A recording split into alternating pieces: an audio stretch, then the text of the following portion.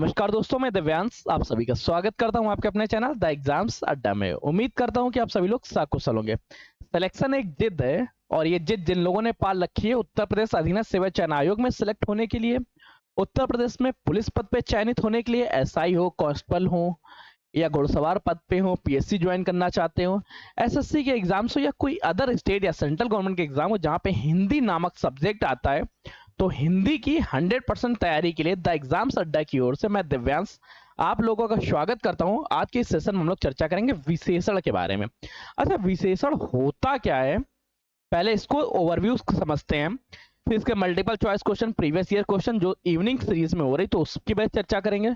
आज केवल हम लोग इसकी डिटेल क्लास में कवर करेंगे और सबसे अच्छी चीजें 2 पॉइंट्स ध्यान रखिएगा आप लोगों को जो सबसे ज्यादा ध्यान देनी है कि ये कंप्लीट सीरीज की पीडीएफ और हैंड रिटेन नोट्स आप लोगों को फ्री ऑफ कॉस्ट मिलेंगे, जो हमारी वेबसाइट से मिलेंगे। कैसे मिलेंगे इसके लिए आपको लास्ट तक वीडियो देखनी पड़ेगी या मैंने एक वीडियो बिगाड़ रखी है, आप उसको भी जाके देख सकते हैं। तो चलिए सेशन को स्टार्ट करते हैं। आपका सेशन कैसा लगा कमेंट करके बताइएगा और अगर कोई सुझाव हो, कोई नए सजेशंस देना चाहते हो तो वो आप लोग मुझे कमेंट में दे सकते हैं। मैं आपके कमेंट्स पढ़ने के लिए लगातार आतुर हूँ। और चलिए 4th नंबर क्लास स्टार्ट करते हैं और आज हमारी क्लास हो रही है विशेषण पे। तो सबसे पहले विशेषण शब्द को समझते हैं और शब्दों से आशय निकालते हैं। विशेषण से हमें इतना पता चल रहा है कि विशेषता बता रहा है। अब ये विशेषता किस चीज की हो सकती है, जैसे मान लेते हैं ये कोई एक काला सा या गोरा सा पीला सा, मान लेते हैं ये हरा कलर का कोई व्यक्ति खड़ा है। मैं इसको ग्रीन कलर कर देता हूँ। ये कलर भी नहीं पाया जाता बस, अच्छा ग्रीन भी पाया जाने लगा, कोई नहीं, चलो ये वाला कलर ले लेते, जो भी कलर है। इस कलर का कोई व्यक्ति खड़ा है। अब इसकी 2-3 खासियतें हो सकती हैं। पहला, हो सकता है इसके रंग के आधार पर कोई बताए, हो सकता है कोई इसके गुण के आधार पर बता रहा हो, या कोई बता रहा हो कि ये खड़ा है, बैठा है, या अवस्था के आधार पर बता रहा हो ये वृद्ध हो चुका है, ये अभी अपनी युवा अवस्था में, ये पौर्णावस्था में है। या कोई व्यक्ति ये बता सकता है ये चल रहा है, भाग रहा है, तेज चल रहा है, बहुत तेज चल रहा है, बहुत धीमे चल रहा है। या कोई इस तरह भी बता सकता है कि इसका आकार कैसा था, रंग कैसा था, रूप कैसा था, इसका गुण कैसा है, इसका बिहेवियर कैसा है। तो जब कभी भी कोई किसी के भी आधार पे किसी भी बेस पे विशेषता बता दे, और ये विशेषता किसकी होनी चाहिए, संज्ञा की होनी चाहिए, या संज्ञा को परिवर्तित करने वाले, नाम को पुनरावृत्ति को रोकने वाले शब्द अर्थात सर्वनाम की विशेषता होनी चाहिए। मतलब विशेषण वे शब्द हैं या वे शब्द समूह हैं जो संज्ञा या सर्वनाम की विशेषता बताते हैं, उन्हें हम विशेषण कहते हैं। चलते हैं हैंड रिटन नोट्स पे और फिर चर्चा करते हैं विशेषण के बारे में। विशेषण क्या है, संज्ञा या सर्वनाम की विशेषता बताने वाले शब्दों को विशेषण कहते हैं। और विशेषण मुख्य रूप से, अब विशेषण तो कहते हैं, अब विशेषण कैसे हुआ, जैसे सुंदर होना, मूर्ख होना, दयालु होना, लंबा होना, काला होना इत्यादि, ये तो विशेषण है। हो सकता है वो गोल हो सकता है वो चपटा हुआ हो, ये सारी इसकी विशेषताएं हो गई। परंतु विशेषता जिसकी बताई जाती है उसको हम लोग विशेष्य बोलते हैं। जैसे सेंटेंस लिखा हो, भुवनेश्वर ने सफेद कमीज पहन रखी है। अब कमीज का सफेद होना कमीज की विशेषता है, परंतु ये जो कमीज है यह शब्द विशेष कहलाएगा। मतलब जिसकी विशेषता बताई जाती है उसे विशेष कहते हैं। प्रविशेषण को पढ़ेंगे बाद में, पहले विशेषण के भेद देते हैं। विशेषण के 4 भेद हैं, गुणवाचक, संख्यावाचक, परिमाणवाचक व संकेतवाचक। गुणवाचक को पढ़ते हैं। गुणवाचक का मतलब क्या है, वे शब्द जो संज्ञा या सर्वनाम के गुण, दोष, रंग, अवस्था आदि के आधार पर बोध कराए, आदि का बोध कराए, उससे गुणवाचक कहेंगे। जैसे गुण हो सकता है किसी का अच्छा होना, सुंदर होना, सरल होना, परिश्रमी होना, ईमानदार होना। वहीं किसी के दोष भी हो सकते हैं कि वो बुरा है, असभ्य है, उदंड है, झूठा है। जैसे एक सेंटेंस है, इस सेंटेंस को पढ़ते हैं फिर प्राविशेषण भी समझेंगे क्या है। सेंटेंस लिखा हुआ है कि वह बहुत शैतान बालिका है, ठीक है। जस्ट सेंटेंस, एक सेंटेंस आपके समक्ष लिखा है, वह बहुत शैतान बालिका है, वह बहुत शैतान बालिका है, बालिका है। अब देखो यहाँ पे बालिका की खासियत क्या है, शैतान होना। तो शैतान होना तो विशेषण हो गया, परंतु बहुत का जो प्रयोग किया गया, मतलब शैतान तो है पर शैतान इंटू मैक्स होता जा रहा है, उसकी विशेषता बताती जा रही है या उसकी विशेषता में वृद्धि कर रहा है। तो ये क्या कहलाएगा, ये शब्द कहलाएगा प्रविशेषण। अभी हम लोग विशेषता छोड़ के आए थे और ये हुआ किस आधार पे, वो उसके गुण के आधार पे बता रहा है, इस वजह से ये गुणवाचक विशेषण हुआ। गुणवाचक विशेषण समझ में आया, विशेषता समझ में आया क्या है। गुणवाचक विशेषण क्या है, गुणवाचक विशेषण वे है जो किसी के रूप, रंग, दोष, आकार, स्वाद, गंध, अवस्था, इनके आधार पर विशेषता बताए तो उसे गुणवाचक कहेंगे। एक छोटा सा और एग्जांपल लेते हैं, फिर देखते हैं। विशेषण क्या है? संज्ञा या सर्वनाम की विशेषता बताने वाला शब्द विशेषण कहलाता है। विशेष जिसकी विशेषता बताई जाती है उसे विशेष कहते हैं। प्राविशेषण, प्राविशेषण का मतलब यह विशेषता तो बताई जा रही परंतु विशेषता को मैक्स करने के लिए, विशेषता की वृद्धि के लिए जिन शब्दों का प्रयोग विशेषण के ठीक पहले किया जाता है उन्हें प्राविशेषण कहते हैं। जैसे आर्यन बहुत ही परिश्रमी लड़का है, परिश्रमी होना उसकी विशेषता है, परंतु जो बहुत शब्द लग गया उसके परिश्रम को इंटू मैक्स कर दिया, परिश्रम में वृद्धि कर दी, उसे बोलेंगे प्राविशेषण। आर्य बहुत ही अधिक खाना खाता है, भीम बहुत ही अधिक खाना खाता है, तो भीम की तारीफ क्या होगी? खाना खाना, वो भी क्या? बहुत ज्यादा खाना खाना। रामेश बहुत ही चालाक है, गीता मधुर गीत गाती। इसके चार भेद हैं: गुणवाचक, संख्यावाचक, परिमाणवाचक, संकेतवाचक। गुणवाचक का मतलब क्या हुआ? जहां पे उसके रूप, रंग, दोष, आकार, गंध इत्यादि के आधार पर विशेषता बताई जाती हो। जैसे लाल रंग क्रांति का सूचक है, मतलब क्या है? रंग का लाल होना ही सूचक है क्रांति का। तो ये जो लाल रंग है ये उसके किसके भेद हो गए? ये उसके रंग का बोध हो गया। इसमें यहाँ यहाँ क्या होगा? यहाँ पे होगा गुणवाचक विशेषण। क्वेश्चन आपसे पूछा जाता मिर्ची तीखी है तो मिर्ची की विशेषता क्या है? उसका तीखा होना। तो यहाँ तीखा क्या हो जाएगा? स्वाद के आधार पे, स्वाद के आधार पर क्या? गुणवाचक विशेषण। सेंटेंस पूछा जाता वह बहुत आलसी है, तो जो आलसी है उसके लिए क्या प्रयोग होगा? वह प्रयोग हो जाएगा उसका दोष के लिए, परंतु ये क्या हुआ? गुणवाचक विशेषण के बारे में। वह काला है, काला होने क्या हो गया? उसका गुणवाचक विशेषण हो गया। रंग के आधार पर विशेषण हो गया। अवस्था के आधार पर चर्चा किया जाए तो वह वृद्धावस्था में विद्यमान है। वृद्धावस्था मतलब क्या? उस व्यक्ति का बूढ़ा होना जो है, वृद्ध होना है, यह उसकी विशेषता बता रहा है। इस वजह से यहाँ पे बूढ़ा होना विशेषता होगी, और ये विशेषता क्यों? ये विशेषता हो गई गुणवाचक विशेषण। अब विशेषता के बारे में इसके तीन अवस्थाएं होती है, ये भी समझो। मूल अवस्था, उत्तरावस्था, उत्तमावस्था। नहीं समझ में आएगा तो इसके लिए हम लोग चलेंगे सेंटेंस में, तब देखेंगे मूल, मूला एवं उत्तरावस्था क्या है। देखो सबसे पहले एक लाइन खींच लेना, यहाँ समझना कि मूल अवस्था, फिर चर्चा करेंगे उत्तरावस्था, उत्तरावस्था के बाद चर्चा करेंगे उत्तमावस्था। वैसे मेरी राइटिंग बहुत अच्छी है तो आप लोग समझ ही रहोगे। मूल अवस्था में ज्ञान पढ़ेंगे, वह ज्ञानी है, वह ज्ञानी है मतलब क्या है?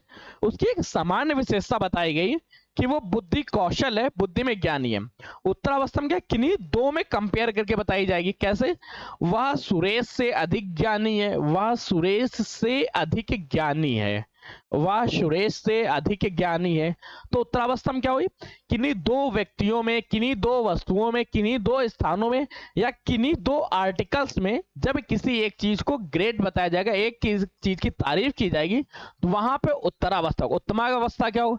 जब सब में से किसी एक को महान बता दिया जाए, वह सबसे महान व्यक्ति, वह सबसे अधिक ज्ञानी है, वह सबसे अधिक ज्ञानी है, तो वहां पे क्या हो जाएगा? उत्तमा अवस्था। तीन अवस्था कन्फर्म। मूलावस्था क्या है? उसकी प्रारंभिक स्टेट है, वह ज्ञानी है या वह नालायक है, वह आलसी है। यह सेंटेंस क्या हुआ? मूल अवस्था में हो गई। उत्तरावस्था क्या होगी? दो में जब कंपेयर किया जाए, वह अपनी बहन से अधिक नालायक है या वह अपनी बहन से अधिक आलसी है, तो इस सेंटेंस में क्या होगा? दोनों के कंपेयर बता दिया गया, इस वजह से यहाँ उत्तरावस्था होगी।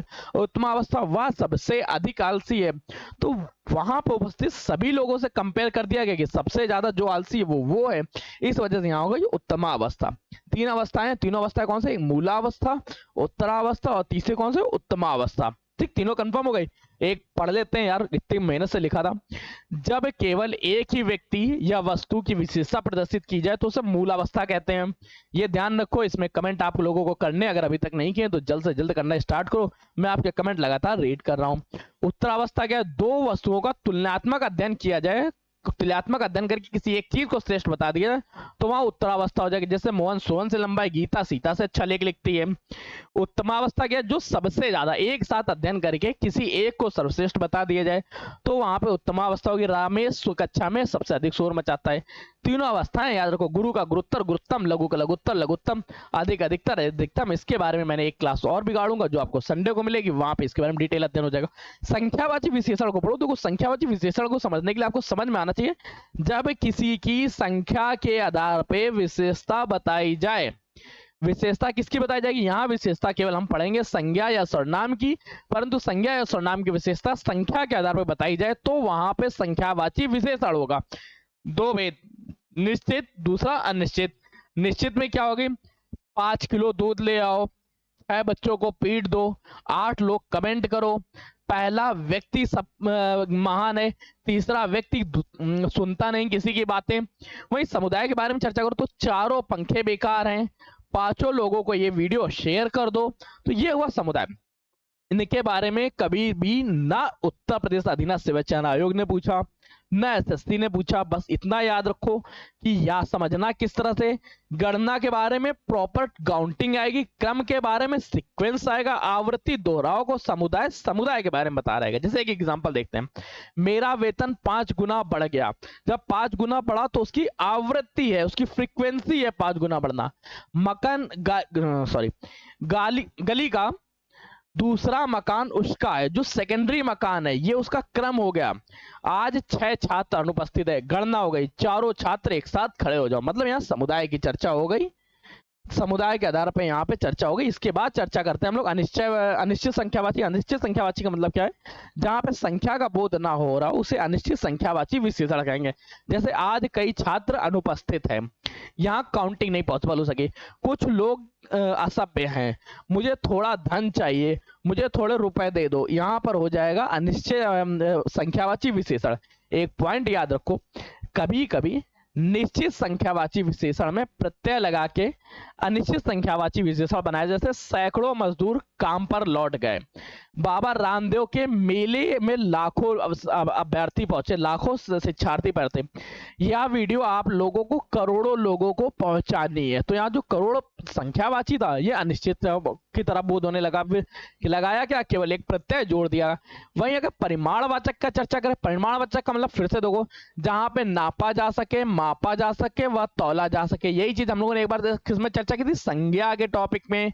जहां मापा जा सके, नापा जा सके, तौला जा सके, उसी आधार पे परिमाणवाचक की चर्चा कर ले। तो परिमाणवाचक में भी नापा, तौला व मापा जा सकता है। नाप, तौल, माप के आधार पर संज्ञा या सर्वनाम की विशेषता प्रदर्शित करने वाले शब्द परिमाणवाची विशेषण के अंतर्गत आते हैं 2। इसमें भी निश्चित, अनिश्चित।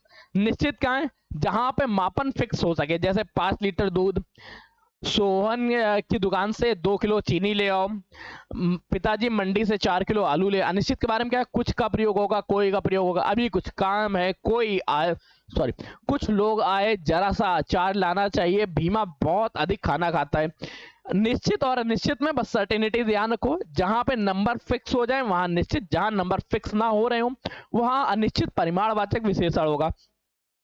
संकेतवाचक को समझो तो संकेतवाचक बड़ा आसान सा है, इसको समझने के लिए बड़ा प्रॉपर ध्यान रखो। जब कभी सर्वनाम शब्द संज्ञा से पहले आ जाए, नहीं समझ में आया? जैसे सर्वनाम शब्द है, वह लड़की बहुत नृत्य करती है, नृत्य करती है। तो लड़की की विशेषता है कि वह नृत्य कर रही है, परंतु लड़की पे संकेत किया जा रहा है। संकेत किस तरह से किया गया? संकेत इस तरह से किया गया कि सर्वनाम का प्रयोग हम लोगों ने संज्ञा से पहले कर दिया। कैसे? वह लड़की वह लड़की बहुत अधिक नृत्य करती है, यह लड़की नृत्य कर रही है, वे लड़के क्या करते हैं?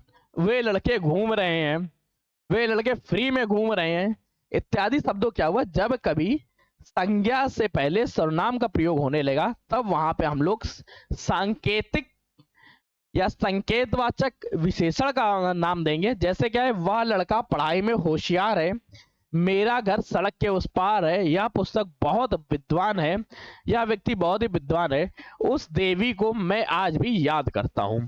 संज्ञा से विशेषण शब्दों की रचना, जैसे जोश से जोशीला, दुख का दुखी होना, पत्थर का पथरीला, अनुभव का अनुभवी होना, ईर्ष्या का ईर्ष्यालु, निंदा का निंदक, मिठाई का मीठा, रस का रसीला, लालच का लालची, ईमानदार ईमानदारी, ओजस्वी, कुल का कुलीन। वहीं सर्वनाम से भी विशेषण का प्रयोग किया, जैसे वह से वैसा, आप से आपसा, कौन से कौन सा, या से या। ये सभी चीजें तब आपको समझ में आएंगी जब आप शाम की क्लास में जुड़ेंगे, जहां multiple choice question, previous year questions कराए जाएंगे। तो इन सभी के एग्जांपल्स और अच्छे आपको समझ देखने को मिलेंगे। जैसे जो, जैसा, मैं, मुझसा। क्रिया से क्रिया विशेषण का प्रयोग किया, जैसे भूलना भुलक्कड़, घूमना घुमक्कड़, भागना भगौड़ा, पढ़ना पढ़ाकू, बनाना बनावटू, उड़ना उड़ाऊ, कमाना कमाऊ। भीतर से भीतरी, अव्यय से भी बनाए जा सकते हैं, ऊपर से ऊपरी, सतह से सतही, आगे से आगे। जैसे सतही ज्ञान अत्यंत सूक्ष्म होता है, निचला, पीछे से पिछला, बाहर से बाहरी, अव्यय से विशेषण का निर्माण हो गया। अब देखो आज हम लोगों ने चर्चा की किन किन पॉइंट्स के बारे में, एक बार उसका सुपर रिवीजन देखते हैं। विशेषण क्या होते हैं? वे शब्द जो संज्ञा या सर्वनाम की विशेषता बता रहे होते हैं उन्हें हम लोग विशेषण कहते हैं। विशेषण के 4 भेद देखें, गुणवाचक विशेषण, संख्यावाचक विशेषण, परिमाणवाचक विशेषण के बारे में, संकेतवाचक विशेषण के बारे में। गुणवाचक विशेषण में हम लोगों ने चर्चा की कि जिसके रूप, रंग, गुण इत्यादि के आधार पर विशेषता बताए वहां गुणवाचक विशेषण होते हैं। यहाँ पे जो विशेषण पढ़ा था इसमें हम लोगों ने चर्चा की प्रविशेषण के बारे में। प्रविशेषण क्या है? जो विशेषण की इंटेंसिटी को बढ़ा दो उसे प्रविशेषण कहते हैं। गुणवाचक में हम लोगों ने चर्चा की जैसे अच्छा होना, बुरा होना, असभ्य होना, रंग, स्वाद इत्यादि के बारे में। इसकी 3 अवस्थाएं होती, मूल अवस्था, उत्तरावस्था व उत्तमावस्था के बारे में। तीनों के श्रेणी के बारे में कैटेगरी वाइज कर ली। संख्यावाचक विशेषण पढ़ा, ये निश्चित व अनिश्चित के क्रम में बांटा गया। निश्चित में गणनावाचक, क्रम बोधक, आवृत्ति वाचक, समुदाय बोधक के बारे में चर्चा की, समुदाय वाचक की चर्चा की। फिर अनिश्चित संख्यावाची में आ गए, वहां पे हम लोगों ने चर्चा की जहां संख्या निर्धारित नहीं हो रही थी, फिर जैसे कई, कुछ इत्यादि। केदारनाथ में हजारों लोग मर गए। और कभी कभी निश्चय संख्यावाचक प्रयोग का प्रयोग अनिश्चित की तरह किया जाता है। जैसे आप सभी लोगों को, करोड़ों लोगों को ये वीडियो शेयर करनी चाहिए, लाखों लोग इस पर सब्सक्राइब करो, वह बहुत सारे लोगों तक इस पर शेयर करो। वही परिमाणवाचक की चर्चा की, जहां नापा तोला मौपा जा सके, उसके आधार विशेषता बता दे। संख्यावाचक का मतलब क्या है? जब सर्वनाम का प्रयोग संज्ञा के ठीक पहले होने लगे, जैसे यह लड़की शैतानी कर रही है इत्यादि। यहाँ पे फिर हम लोगों ने चर्चा की सर्वनाम से विशेषण का निर्माण, क्रिया से विशेषण का निर्माण, अव्यय से विशेषण का निर्माण। ये थी आज का सेशन जहां हम लोगों ने चर्चा की विशेषण के बारे में। अब कल की क्लास में हम लोग विशेषण के आगे पॉइंट्स, क्रिया विशेषण को पढ़ेंगे। और सबसे जरूरी चीज है, इन सभी के फ्री नोट्स आप लोगों को अवेलेबल है, आप लोग उसको रिवील करना स्टार्ट कर दीजिए। अभी तक ले रहे हैं तो अच्छा है, नहीं ले रहे तो आप लेना स्टार्ट कर दीजिए। किसी को नहीं समझ में आ रहा कैसे फ्री नोट्स लें तो आप लोग कमेंट कर दीजिएगा, आपके कमेंट को फॉलो अप करके आपको बता दिया जाएगा। सेकंड, अगर आप इन सभी चीजों का पीडीएफ बंडल प्राप्त करना चाहते हैं कि एक बंडल में पूरी हिंदी कंप्लीट हो जाए, तो उसके लिए आपको 99 रुपीज पे करना होगा और ये कंप्लीट बंडल आप लोगों तक पहुंच जाएगा। आज के सेशन को यही रख रहा है, तब तक ले कीप स्टडी, कीप स्माइलिंग, पढ़ते रहिए, मुस्कुराते रहिए। पढ़ाई मुस्कुराहट एक साथ अच्छी लगती है, अकेले में दोनों अधूरे। मिलते हैं नए सेशन में नई जानकारी के साथ, तब तक के लिए धन्यवाद दोस्तों।